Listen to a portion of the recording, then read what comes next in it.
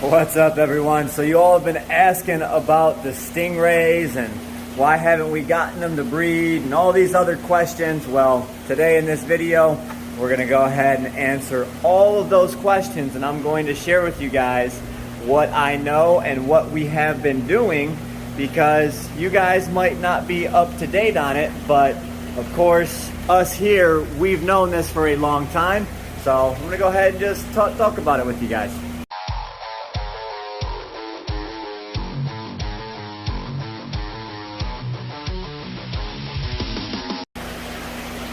Before we get onto that, I'm going to go ahead and talk to you guys about this quarantine tank. You guys can see it is a little bit hazy. Well, you know what?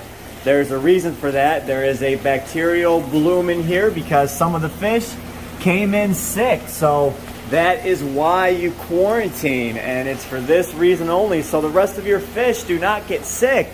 There is no one right now that is on the verge of, next to death. I caught it early enough. But there's one in particular, and that's this one right here. I noticed it on the stingray, so you can see, I don't know if you can see it too well in the video, but there's a little dimple on the head of the stingray, and you can see her hip bones are starting to poke through. So I noticed that is a sign of internal parasites or wasting disease.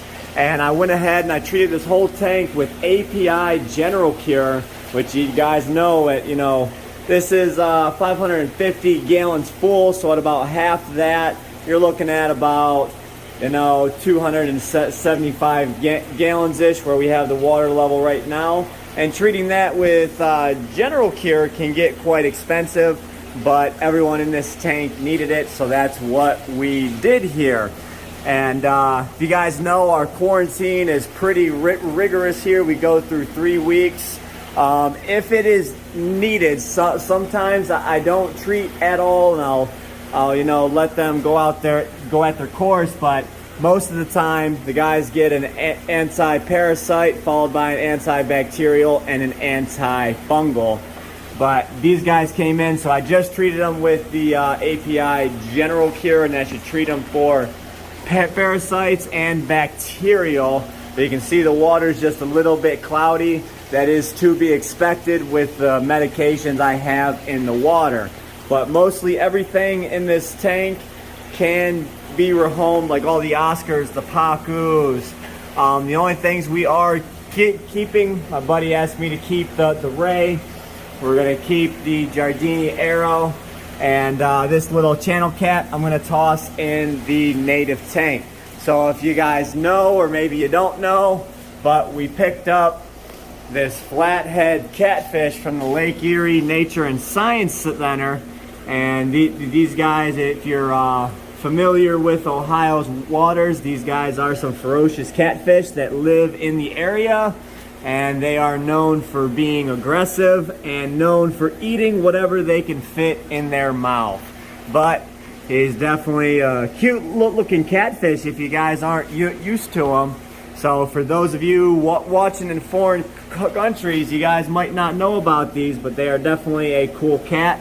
We're going to go ahead and toss them in the native tank with the bowfin, the long nose gars. We have largemouth bass out there. And I'll go ahead and add in this albino channel cat to go ahead and add that species to the native tank as well. I do have some ideas, so we're going to go ahead and walk out through here. That bite, you're still doing great. So native tank, it is cooler water, so we are definitely going to have it out here. We got some plans for this tank if we need to use it soon. But the idea was to basically have the native tank in this 580. But for right now, we've got the 2 bowfin and a largemouth bass in this tank, which the lights are actually out. We need to buy a new power pack for that. So that'll be fixed relatively soon. But we got a couple fish added to them. So for the time being, we could set up that 750, use it as a native tank because it does hold water. It is good to go right now. The only thing we'd have to do is add on some filtration to that, and we could have the cooler water native fish in that tank. and my dad wants to split up them koi over in that area over there and split them up into here, as well as he's got another koi coming in, so he could have his koi back in those 3 tanks and the native tank over there possibly. But you know, we still got some decisions to be made.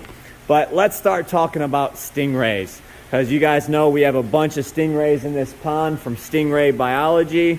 They're a little harder to spot now, but they are all around the edges and all down here. They are eating good, doing well. But if you guys remember, these are not our stingrays. We are just watching them for Kevin and Rod. Once they get their new place up and going, they will be going back home.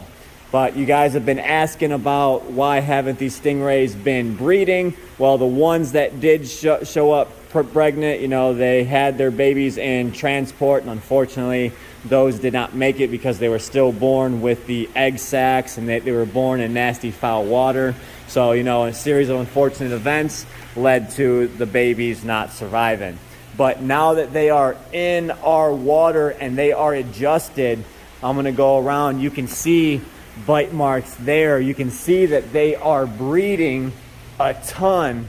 Let me go over here to some of these. You guys probably didn't even see this in the video, but here we go. You can see bite marks, bite marks. It's definitely all the females. There's some bite marks there. See, the outside of the disc is just lit up. There's some bite marks, some bite marks. Let's go around and find some more. They're on this end.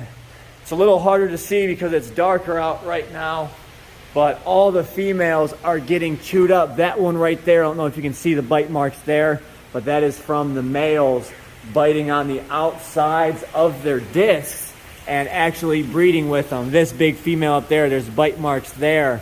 There's a couple of them that got it a little worse than others. So you can see they're all back here. Kind of hard to see the brown ones on the brown gravel. You just see the bottom moving. That is actually a stingray. So all of these rays, if they happen to, you know, if they're pregnant now, which I do believe a couple of them have gotten stuck, and they take usually about 90 days for a full gestation period, so they might not even be in our care when these guys start having babies again, now that they're more comfortable. And what that means is they're going to go through another, you know, stressful move. They might lose some pups. Here goes some back here. See that one there? You can see the big chunks out of her disc from the males just, you know, relentlessly trying to breed with her. They're actually lined up all across the back here. That's pretty neat. You guys can't tell, but that's a stingray, that's a stingray, that's a stingray, that's a stingray. There's 2 stingrays right there. There's one right there. Crazy how these guys just blend in so well. There's actually a couple right here. 1, 2, 3. There's a few more. There's some down there. But once these guys, you know, get back to their new home and Kevin gets them separated out, then once they're adjusted to his water again in New York, they will start breeding again. So, you know, it could be a very long time before these rays start producing. All right, so you guys can put a face with the voice on the video. We've got our dual recording going. But you guys are like, okay, well, you know, you haven't had stingrays just from Kevin's stingrays. You guys have had stingrays for a very long time. Although that is true, but here's the thing, you know, we've got the stingrays in here, we've got the stingrays up here, and then we've got this big pool of stingrays back here. So you guys might be asking, why have these stingrays not been produced and they've been in your care for a very long time? Well, here's the thing with that.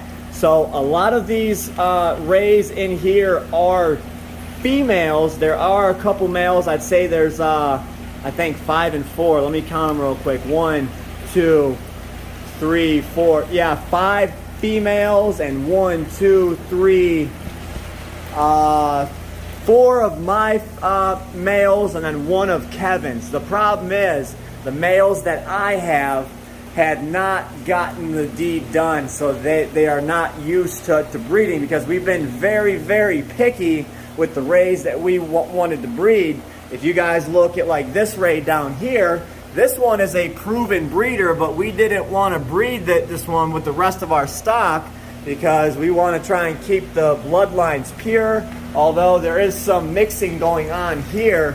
But the males that would breed with the female black diamonds are a little bit more pure. Like there goes a female, there goes a male. So if this male bred with any of my black diamonds in here, that would be fine. But there are a couple in here that I just don't think have gotten the deed done. But my idea on this one is to go ahead and add one of Kevin's proven breeders in here. He came in here, got the job done. If you guys can look and see, this female was tore up, and that brown female right below her was tore up. This male right here came in, got the job done, and then I do believe both of these girls have been putting on weight, so I do believe they are, I say 95% pregnant. It's kind of hard to tell in the pond right now. As soon as I see their belly, you know, widen out and start growing upwards, then I can know for 100% for sure. But I can kind of see it on this brown girl. I can see some of the shadows on her back. So I do believe she is pregnant, but this one here, I can't quite tell yet. I'm just going off of, you know, the male was there breeding her, and she had all these marks on the outside. And typically 9 times out of 10, when the female gets pregnant, the males will leave her alone and stop trying to breed with her. So I'm going based off of those parameters there and saying that they are pregnant.